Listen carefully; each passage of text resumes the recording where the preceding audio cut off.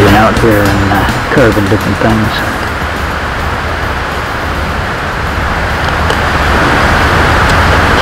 A lot of times you use something like this, but normally have the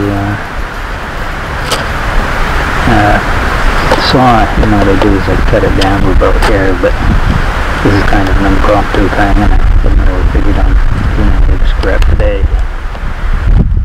But we have some extra time, so what the hell?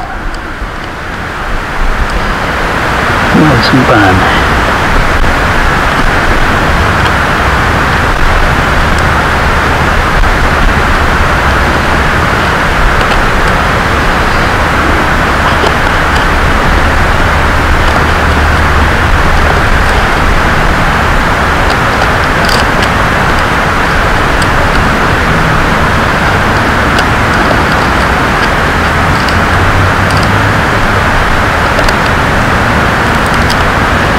This is an alder. You can see where it's kind of greenish. It's kind of a white showing, but you get a tree that's standing, what it'll do is it'll sweat. You'll have like a white covering over the bark. It'll make it actually look more of a whitish tree than green, but really alder has a green finish to it. And you can take that white and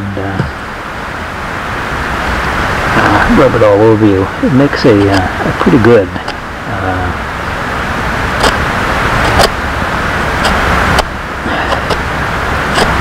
sunscreen, all natural,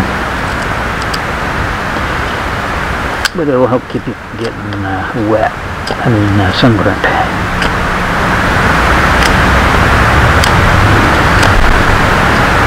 This wood is not consistently dried, so it doesn't really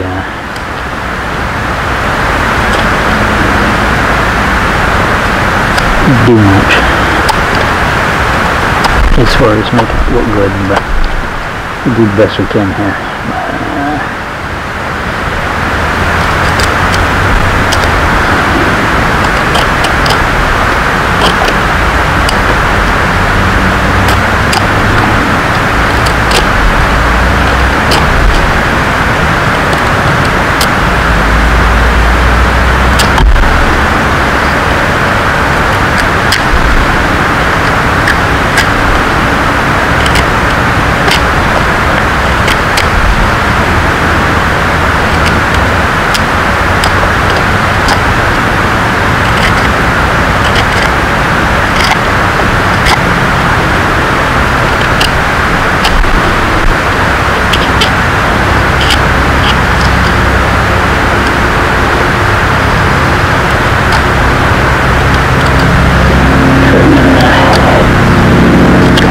Same piece here.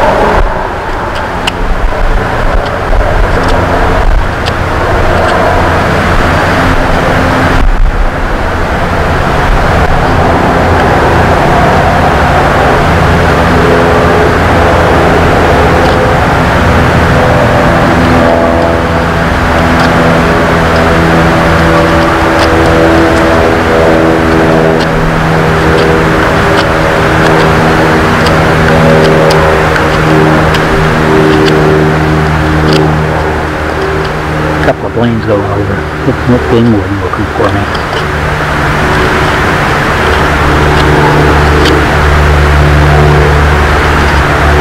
Nice little handle there.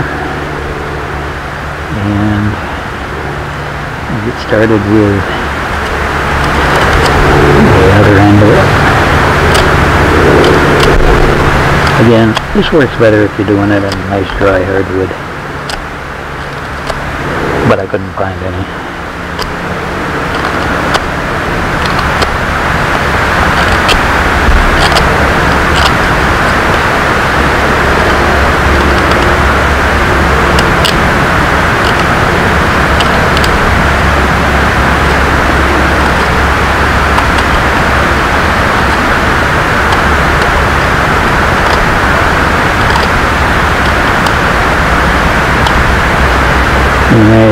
Once I get home, take sandpaper to this and make it a little smoother.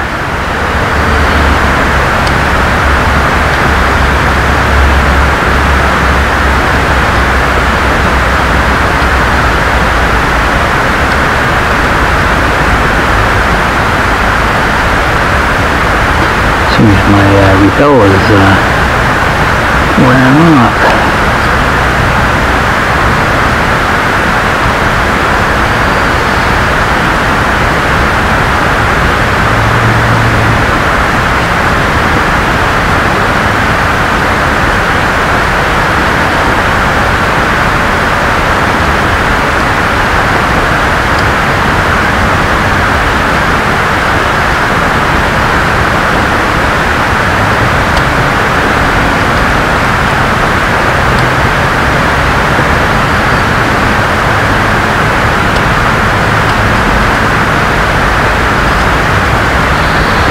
Like I said, this is pretty wet wood.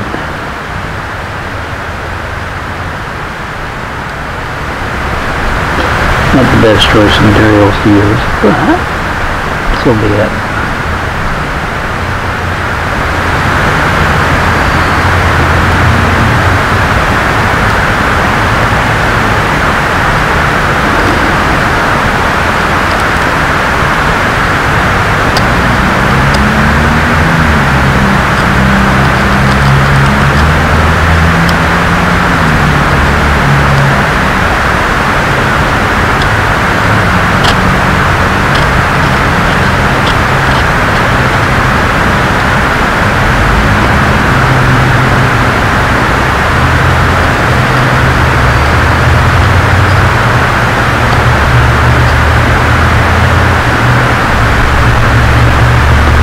This is a Mora fire knife, by the way. It has a fire steel on the end, which will actually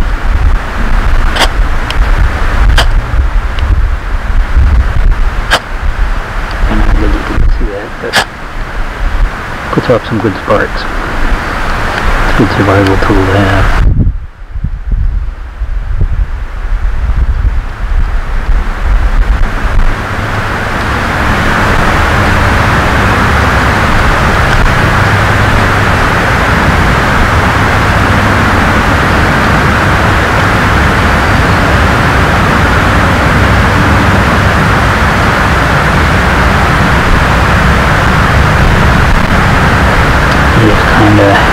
Teasing some of the wood out of here.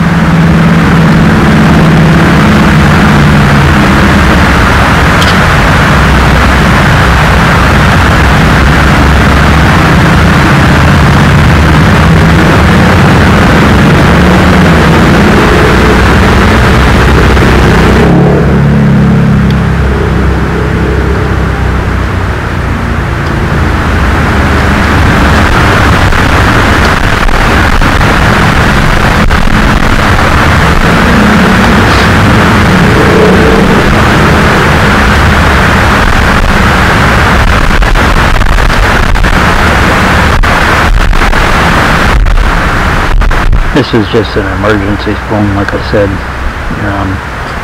A lot of times won't do it, but this is some of the steps that you'll be following to carve your own, to be in a position where you might want to build your own utensils out in the bush, because that's what bushcrafters do. They build their own utensils most of the time.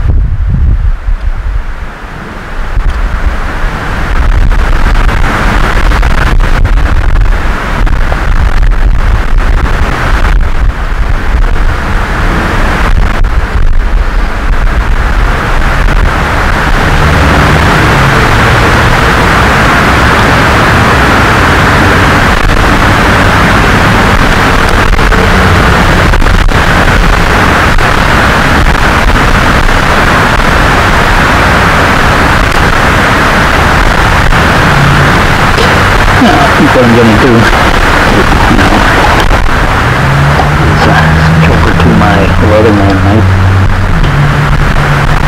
This one is a pretty good one. It's a liner lock. Got a nice clip to it. Holds an edge pretty good. It's the CR33. The pocket knife, clip knife, thumb distance open. But it has a better angle. We'll run into when this sort of to get to the point where you're going to learn that sometimes one tool doesn't do everything as much as you want it to. And when you get into some of these multi-tools,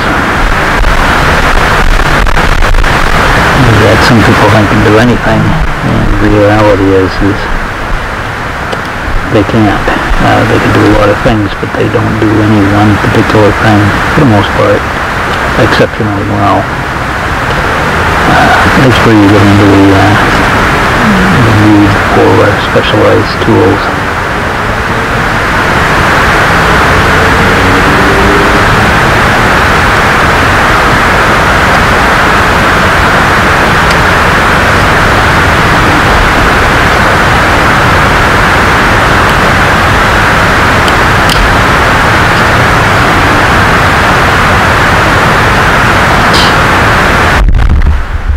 You get kind of indentation there, all carved into it a little bit, and we'll go about finishing it off and making it look like a real piece of art, or at least as much of a piece of art as I can make it look like.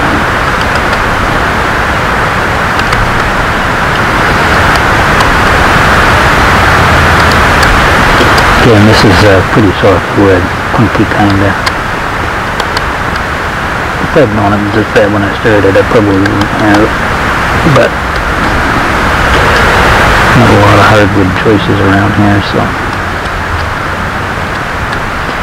take what you get. But this is just to show you that you can make your own utensils out in the field when you're out bushcrafting, and you decide you want to try something, go right ahead and try it, because there's nobody around that's going to tell you you can't do it. It's stupid to try.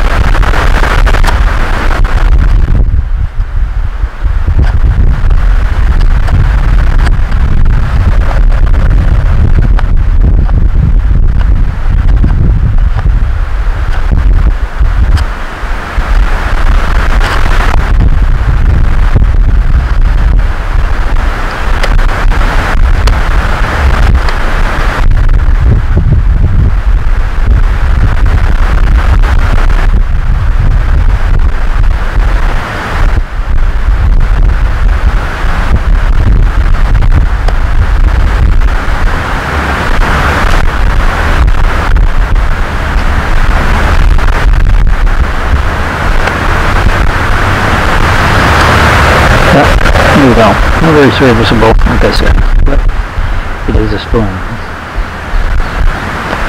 It will take a lot longer, a lot more work to get it to look like a piece of art, but we're not interested in that. We're interested in just making a little utensil on the field, in case you should have to build one. Say, for instance, some member of your party comes down sick and you need to spoon feed them some Mora, and for some reason you've lost your utensils. Most bushcrafters are like a spork or something like that with them, but you know, if you're in a situation where you don't have one, then it's pretty easy, pretty quick to do a utensil. Again, to really do a good job, you need to be using some hardwood, and you really should be using a gouge or a cut blade, which is actually a very, very curved blade. It's a specialized blade for carving, which, you know, most people are not going to carry with them. But, you know, like I said, just pocket knife or your sheath knife, you can make a rough spoon out, or you can make a knife, or you can make a fork or whatever. But that just goes to show you. You don't necessarily need a lot of specialized tools unless you're looking to do a piece of art. And this wasn't meant to be. We're looking at maybe a half hour's worth of carving here, probably less than that even, I believe.